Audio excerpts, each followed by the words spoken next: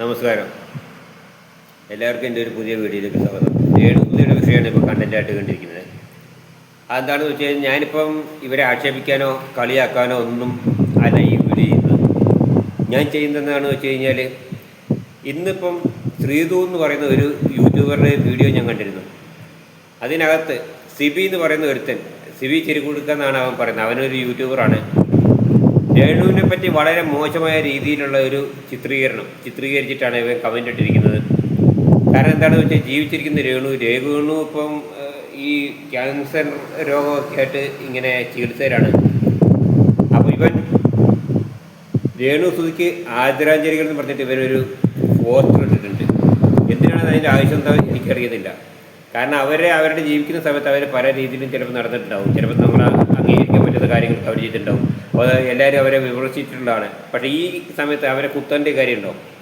അവർ പലപ്പോഴും പറഞ്ഞിട്ടുണ്ട്, പല അഭിമുഖത്തിലും പറഞ്ഞിട്ടുണ്ട്, എൻ്റെ പിന്നാലെ നടന്ന് എന്നെ ഈ കാർന്ന് തിന്നുന്ന ചില യൂട്യൂബർമാരുണ്ടല്ലോ, അവരാണ് എൻ്റെ രഹസ്യങ്ങളൊക്കെ പുറത്തു വിടുന്നത് എന്ന് പറഞ്ഞ പോലെ ഇവനും അങ്ങനെ എന്തെങ്കിലും ഒരു ഐറ്റം ആയിരിക്കാം.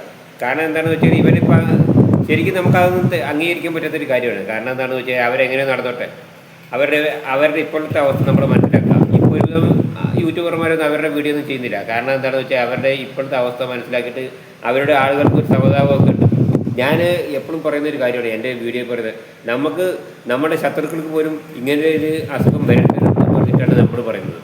പക്ഷേ ഇന്നിപ്പോൾ ഈ സിബി ചിരിക്കുടുക്ക ഇവൻ ആരോ ആയിക്കോട്ടെ, അപ്പോൾ ചില യൂട്യൂബിൽ ഈ ശ്രീധുവിൻ്റെ ഈ കമൻറ്റ് ബോക്സിൽ ചില ആൾക്കാർ പറയുന്നുണ്ട് അവൻ്റെ പേര് കേസ് കൊടുക്കുന്നുണ്ട്. ശരിയാണ്, ഞാനും ആ അഭിപ്രായക്കാരനാണ്. ഞാൻ ഇപ്പം ആ രേണുസുധി എന്ന് പറയുന്ന ആ സ്ത്രീ കൊല്ലം സുധിയുടെ ഭാര്യ എന്നുള്ള നമുക്കറിയുന്ന കാര്യം ആണല്ലോ അത്.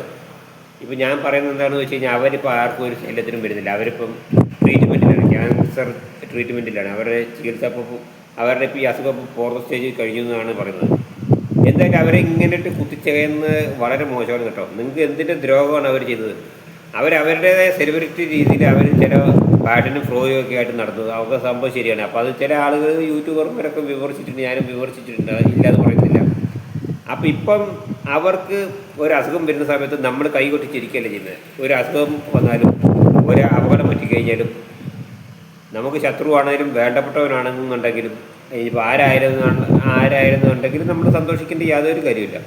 അതിനകത്ത് നമ്മൾ എന്താ ആനന്ദം കണ്ടെത്തുന്നത്? ഇപ്പോൾ ഈ സിബി ചിരിക്കുടുക്ക എന്ന് പറയുന്ന ഈ യൂട്യൂബർക്ക് ഇവൻ ഇതാണ് പണി. എല്ലാവരുടെയും പിന്നെ ഈ ജീവിച്ചിരിക്കുന്ന ആൾക്കാരെ മരിച്ചെന്ന് പറഞ്ഞ് ചിത്രീകരിക്കുക, എന്നിട്ട് അവരുടെ പേരിൽ ആദരാഞ്ജലികൾ. ഇവരെ ശരിക്കും ഇടിച്ച് പോലീസ് സ്റ്റേഷനിൽ കയറ്റുകൊണ്ട് വേണ്ടിയതാ. ശരിക്കും ചെയ്യാൻ പാടില്ല. വളരെ ഇവൻ്റെ വീട്ടിലാണെന്നുണ്ടെങ്കിൽ ഇവൻ സമ്മതിക്കുമോ? എന്തായാലും നമുക്ക് ആ സ്ത്രീ പറയുന്ന വാക്കുകളൊന്നും കേൾക്കാം. അക്കൗണ്ട് ഞാൻ എന്തായാലും ഇവിടെ മെൻഷൻ ചെയ്യാം. പേര് സിബി ചിരിക്കുടുക്ക എന്നാണ് ഈ ഒരു അക്കൗണ്ടിന്റെ പേരെന്ന് പറയുന്നത്. ഏകദേശം 5300ഓളം ഫോളോവേഴ്സ് ഉള്ള ഒരു അത്യാവശ്യം നല്ല റീച്ചുള്ള ഒരു അക്കൗണ്ടാണ്. ഈ ഒരു അക്കൗണ്ടിലാണ് രേണുസുധിക്ക് ആദരാഞ്ജലികൾ എന്ന് പറഞ്ഞിട്ട് ഈ ഒരു പോസ്റ്റ് വന്നിട്ടുള്ളത്. നിങ്ങളൊന്ന് മനസ്സിലാക്കി ഇത് എത്രത്തോളം മോശമായിട്ടാണ് ഇദ്ദേഹം ഈ ഒരു പോസ്റ്റ് ചെയ്തിട്ടുള്ളത് എന്നുള്ളത്. എന്തായാലും ഈ ഒരു പോസ്റ്റിന് താഴെ വന്നുള്ള കമന്റ്സ് എല്ലാം ഭയങ്കര നെഗറ്റീവ് ആയിട്ടുള്ള കമന്റ്സ് ഒക്കെയാണ്.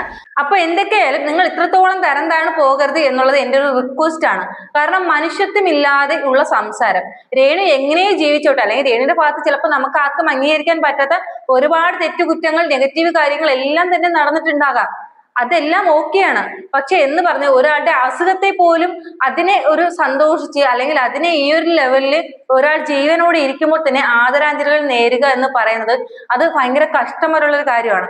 നിങ്ങളുടെ കുടുംബത്തിലുള്ള ആർക്കെങ്കിലും ആണ് ഇങ്ങനത്തെ ഒരു രോഗം വന്നിട്ടുണ്ടെങ്കിൽ നിങ്ങൾ ഇങ്ങനെ ചെയ്യൂ. നിങ്ങളുടെ വീട്ടിലുള്ള ആർക്കെങ്കിലും ആണെങ്കിൽ ചെയ്യൂ.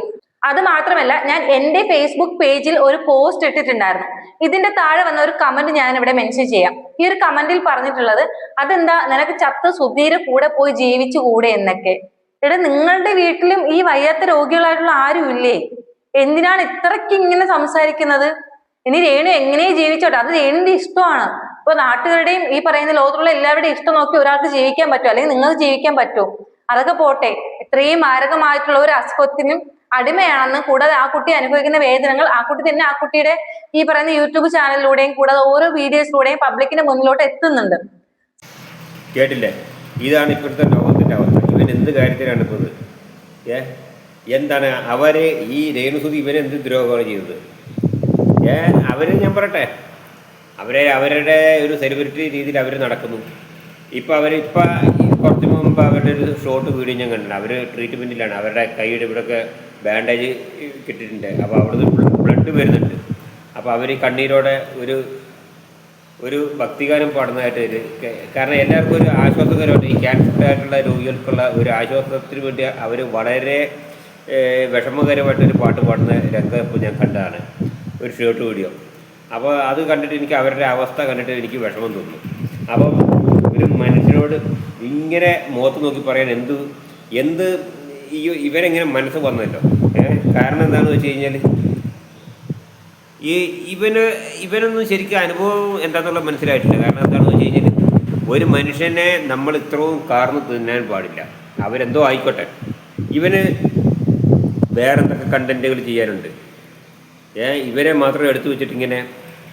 അതുപോലെ തന്നെ ഈ ശ്രീധുവിൻ്റെ ഫേസ്ബുക്കിൽ ഒരു കമൻറ്റ് വന്നതാണ്, നിനക്ക് സുധി മരിച്ചു പോയപ്പോൾ അവൻ്റെ കൂടെ പോയിക്കൂടെ, നിനക്ക് അവിടെ പോയി മരിച്ച് അവൻ്റെ കൂടെ അവിടെ കടക്കാൻ പറ്റത്തില്ലേ, എന്തിനാണ് ഇങ്ങനെ ജീവിക്കുന്നത്, എന്ത് കാര്യത്തിനാണ് അതിൻ്റെ ആവശ്യം എന്താണെന്ന് അറിയാം.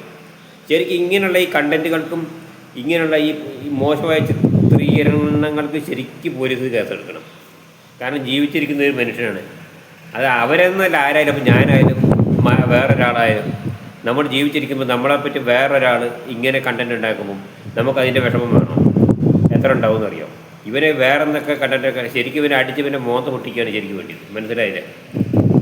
അവനവൻ്റെ പണിയെടുത്ത് പിന്നെ ജീവിച്ച പോലെ കണ്ടൻറ് ഉണ്ടാക്കാൻ എന്തെല്ലാം കണ്ടൻറ് ഉണ്ട്. ഇപ്പോൾ സൗജന്യ യാത്ര, ബസ്സിൻ്റെ സൗജന്യ യാത്ര പറ്റി, അതുപോലെ തന്നെ ഈ പാലക്കാട് തന്നെ, അതുപോലെ തന്നെ പാലക്കാട് ഭാഗത്ത് KSRTC മോഷണം പോകണം. സൗജന്യ യാത്രയെ പറ്റി ഒരു കണ്ടൻറ് ഉണ്ടാക്കിക്കൂടെ? അല്ലെങ്കിൽ എന്തെല്ലാം നാട്ടിലെ സംഭവങ്ങൾ നടക്കുന്നു, അതൊക്കെ നോക്കിയിട്ട് അതൊക്കെ വെച്ചിട്ട് കണ്ടൻറ് ഉണ്ടാക്കണം. അതെല്ലാം ജീവിച്ചിരിക്കുന്ന ഒരു മനുഷ്യനെ പറ്റി ഇങ്ങനത്തെ നാറിയ വർത്തമാനം പറയുകയാണ് ചെയ്യുന്നത്. മനസ്സിലായില്ലേ? ഇവരൊക്കെ എവിടുത്തുകാരനാണ്, ഇവരെവിടാണ് ഇവരുടെ അഡ്രസ്സൊന്നും പോലും അറിയത്തില്ല.